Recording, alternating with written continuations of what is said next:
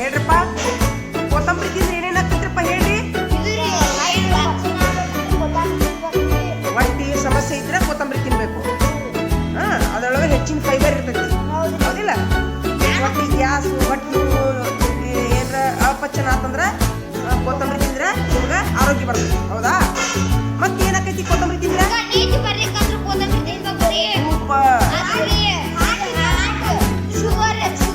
Sugar ಇದ್ದವರು ಕೊತ್ತಂಬರಿ ತಿಂದ್ರೆ ಶುಗರ್ ಕಡಿಮೆ ಆಕೈತಿ, ಹೌದಾ? ಹಾರ್ಟ್ ಇದ್ದವ್ರಿಗೆ, ಡಯಾಬಿಟಿಸ್ ಇದ್ದವರು ಕೊತ್ತಂಬರಿ ತಿನ್ಬೇಕು. ಮುಂದೆ ಹಾರ್ಟ್ ಇದ್ದವರು ಇಮ್ಯುನಿಟಿ ಹೆಚ್ಚಾಕೈತಿ. ಏನ್ ಹೇಳ್ರಿ? ಇಮ್ಯುನಿಟಿ ಹೆಚ್ಚಾಕೈತಿ.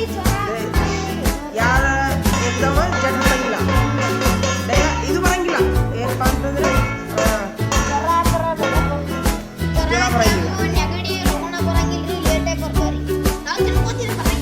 ಬರಂಗೇ ಇಲ್ಲ.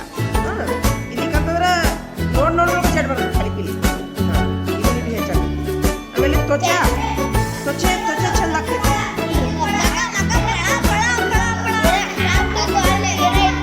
ಕೊಲೆಸ್ಟ್ರಾಲ್ ಆಗಂಗಿಲ್ಲ, ಕೊಲೆಸ್ಟ್ರಾಲ್.